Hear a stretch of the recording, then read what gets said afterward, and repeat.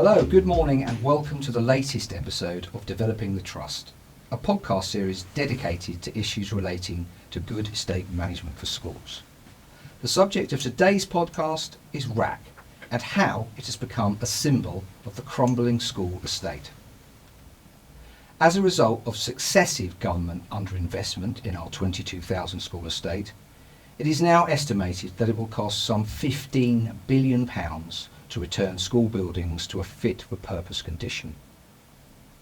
As schools were preparing to open their gates for a new term in September 2023, the existence of RAC across the school estate became the lead news item and the latest issue to face a beleaguered DFE.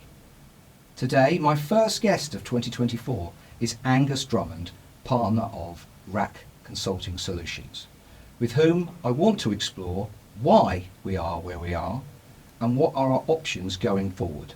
Good morning, Alex, and thank you for joining us. Good morning. Could we please start with who RCS are and the type of services that you currently provide? Yeah, sure. So RCS is the country's only RAC-specific consultancy. So we eat, live and breathe only RAC.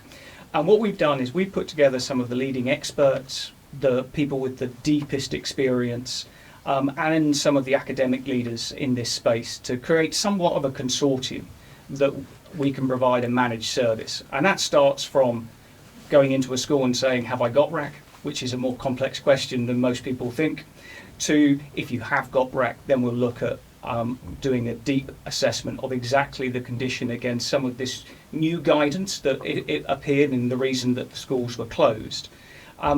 And then once you've got to that kind of, we know where we are, it's the what do you do about it? And that's the complex piece and something that we've really specialised in is how do we create a suite of options that are fit for both the building, for the school, for the children.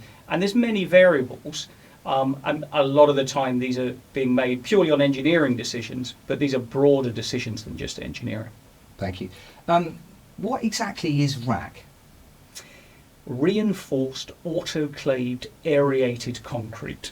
So I think a lot of people have kind of seen in the news, it's a bit like a crunchy bar, that kind of aerated thing, which ultimately is very lightweight, which is one of the reasons they used it, because you didn't need huge kind of building to hold up a lightweight building. It's got very good thermal properties because it's full of air. And it's within kind of that honeycomb structure. It's got what we call rebar, kind of lots of strengthening bits of metal in it. And when was it predominantly used from? Predominantly from about 1950 to 1995 in the UK. I mean, there are exceptions to that rule, but typically that's the sweet spot. And where was it used? In what type of buildings? A lot of government buildings, because they were trying to build at scale, at speed, and this was what we call systems built. So a lot of these it was a bit of a Meccano set to create a school or a courthouse or a hospital or any of these types of things. So it was kind of be able to put up reasonably quickly.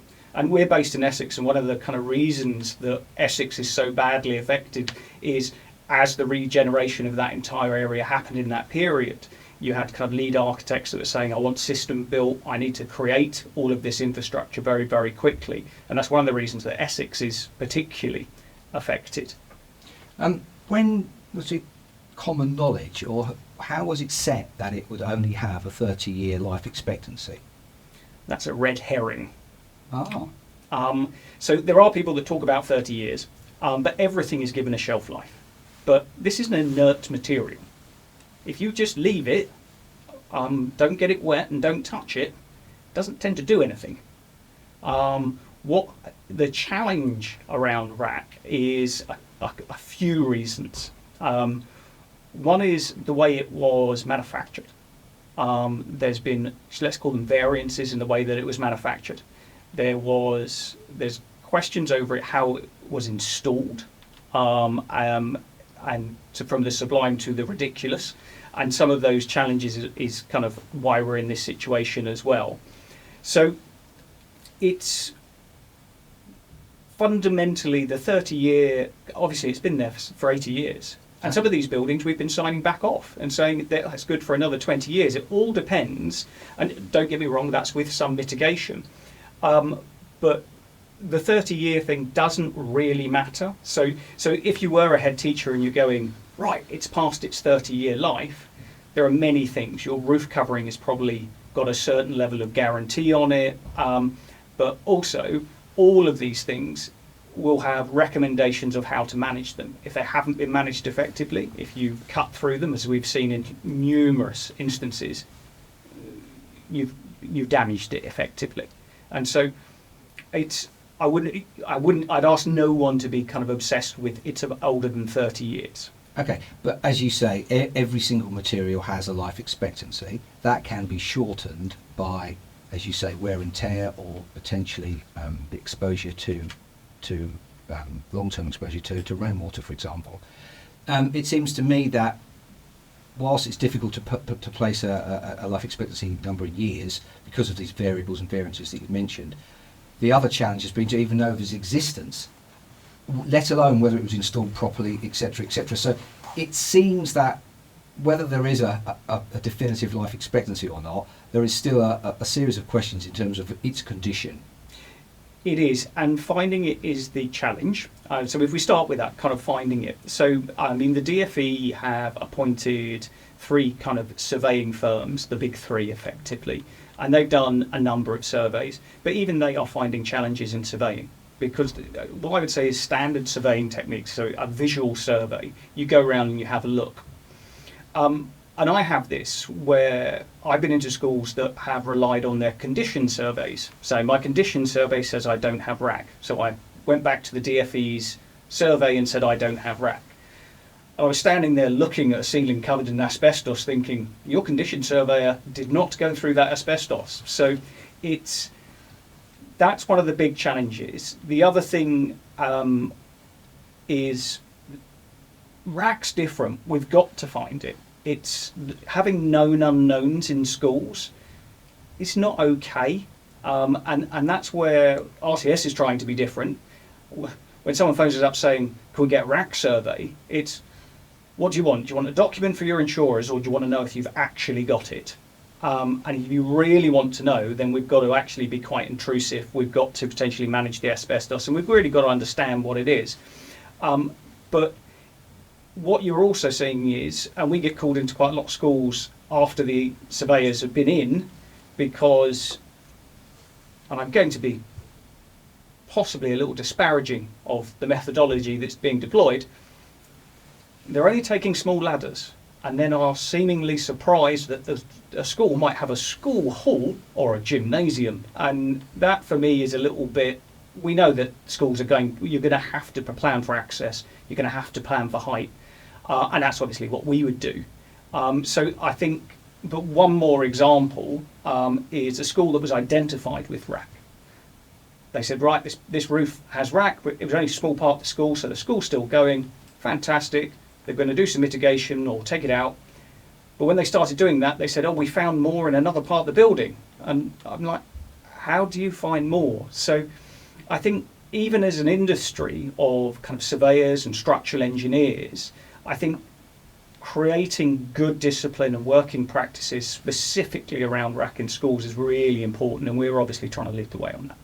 Absolutely. I mean, clearly the original design and methodology of the surveys, if you're not going to pay for the privilege of an intrusive survey, if you're going to simply pay for the vanilla visual in survey, you're only going to get a certain amount of correct data back, aren't you? And again, that seems to be a bit of a problem in terms of inaccessible areas. Like you've said, if you've only got a single ladder, not a triple ladder, no specialist access equipment, chances are you're not actually going to be able to provide a definitive answer. And this kind of brings me back to where we are, I guess, with regards to DFE's approach and the 3 supply chain specialists that they've sent in there. They have, once again, really just been a very high level, haven't they? It has, and I understand what kind of, always remembering where kind of every government department is right now. It's around trying to do the right thing, and so you go out to kind of the people you've used all the time, and you rely on their expertise. And I think there's obviously that they can do more, and I know they've gone out and given more surveys to them, and maybe they have refined the methodology. I don't know, I can't comment on that. But all I can comment on is the ones that we have been in afterwards to redo it, with lots of areas don't know. And we had to go in and redo it and create some definitive things. So I think the DFE, it is a challenge for them. And I think a lot of the trusts have taken matters into their own hand and got their own surveys, and I saw that the DFE are refunding those surveys. Subject to certain qualifying criteria. As ever. Indeed. But there seems to be a tension between what the DFE are prepared to pay for and what the client needs.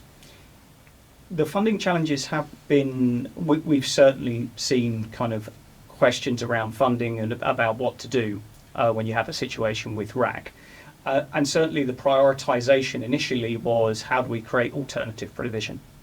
And we got involved in a few schools in that area of alternative provision. But at the same time, things were being done kind of sequentially rather than in parallel. And so we've dealt with the DFE kind of giving a range of options. And I think the more options they're given, the more challenge it is to make a decision. Kind of, do we replace it? Do we mitigate it? What do we do? And also you've got the caseworkers that have been assigned. They're not structural engineers, or they've come from a broad brush. I've had dealings with quite a few of them, and some of them have been fantastic, in fairness, and absolutely kind of committed to trying to get things done at pace. I think when it goes into the big machine of the decision making, that's when the less transparency about what next, how much is it going to cost, how are we going to procure it as well, because then you've got kind of trusts that would be, as the responsible body, they're going to need to manage their own procurement, although the DFE are going to be funding it. And that creates a friction, ultimately. It's my money, but my procurement process. And I think that probably doesn't expedite things. No, I guess at the moment 230 odd schools identified with RAC. 100, just over 100 have been deemed to have been closed or elements of bit mothballed, and then 130 odd kind of still dealing with the intrusion. It does look likely that maybe the missing 100 schools from the school rebuilding programme, there's 400 announced, there's 500 to be built in the next 10 years. There is a chance that the 100 most affected schools with RAC could fall into that particular programme. However, there's no guarantee that those 100 schools will be bumped to the front of the queue. There's no guarantee that they will be in years 2, 3, 4.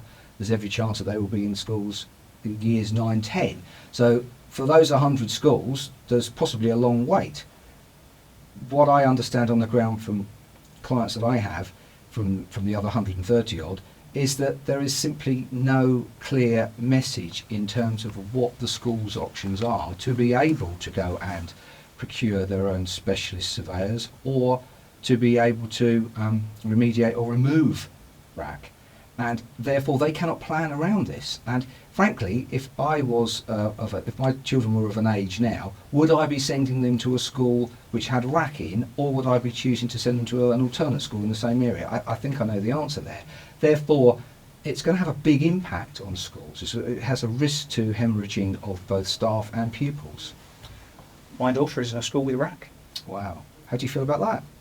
I'm okay, because, well, I wasn't okay to learn that they found more, and that smarts a little bit. But ultimately, I mean, that's been managed by Essex County Council, and they've now got some deep experience of kind of RAC.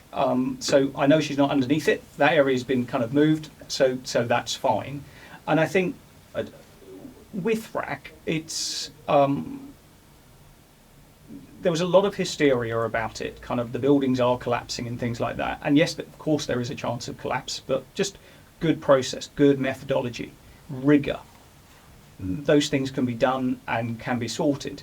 And I think going back to your point about what if you're in a head teacher's perspective, you're in a situation with RAC and you're making the decisions, you're the responsible body, so potentially it's kind of CEOs of academy trusts and things like that.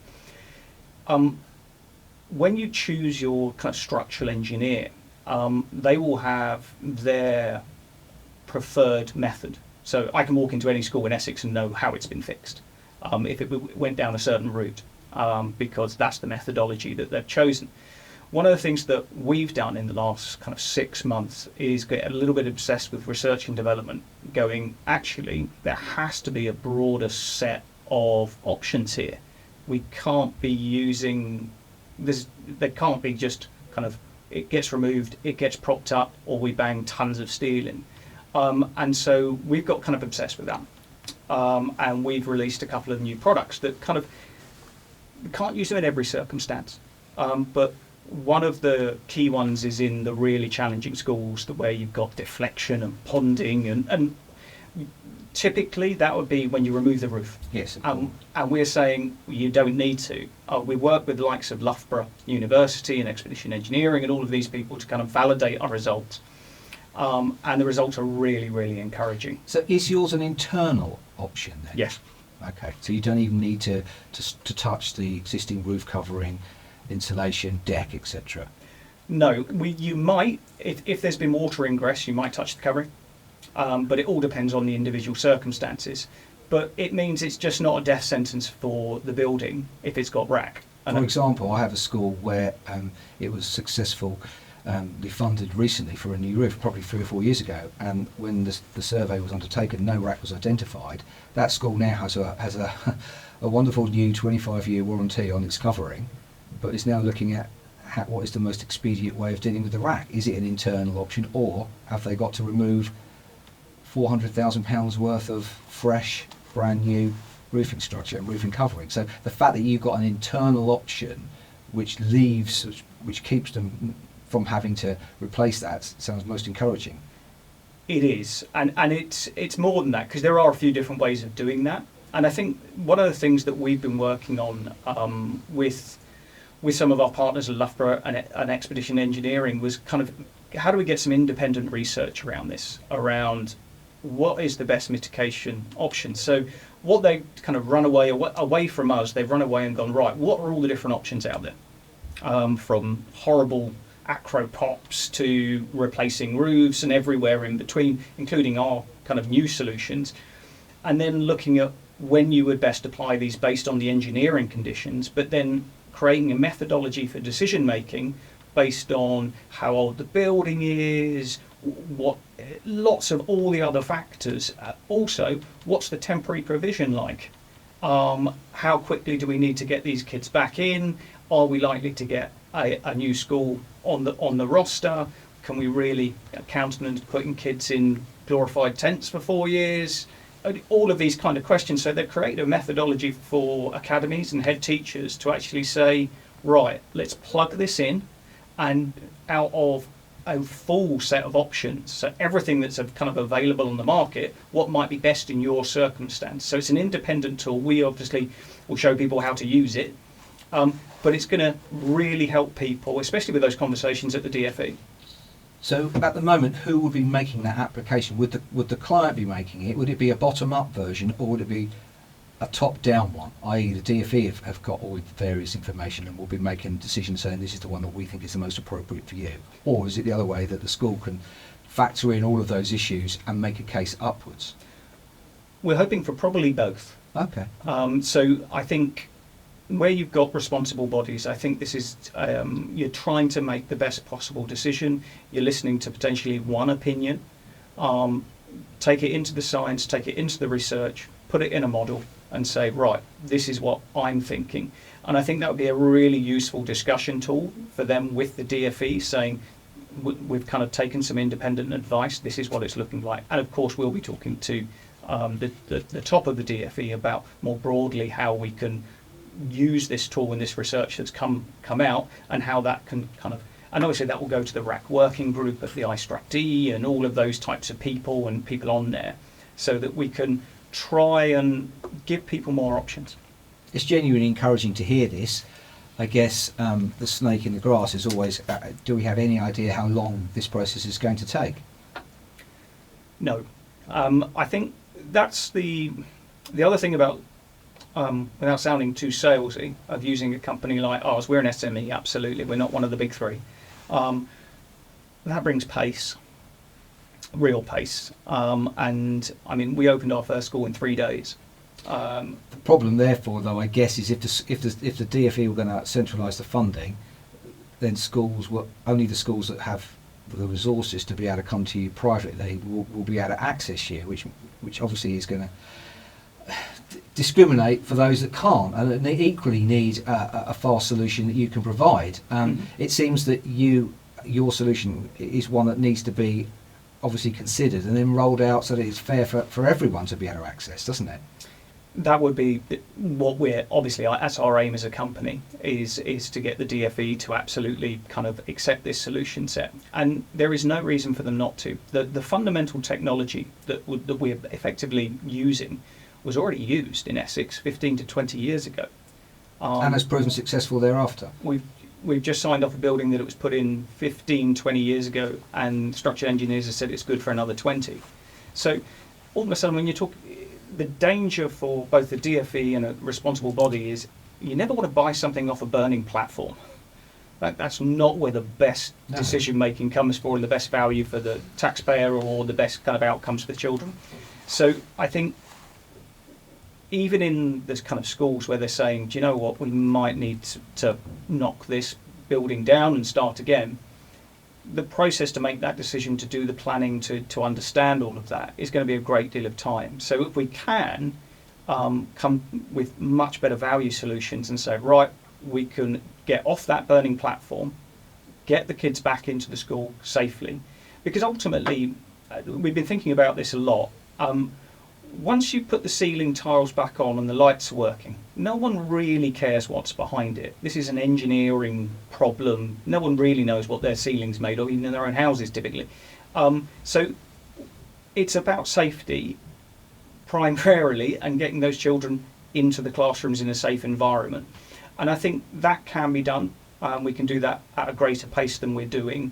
And I don't think just sitting waiting for decisions for 6 months to a year is going to benefit anyone. Okay, so in terms of your solution, who holds the risk? Is it the design? Is it the installation?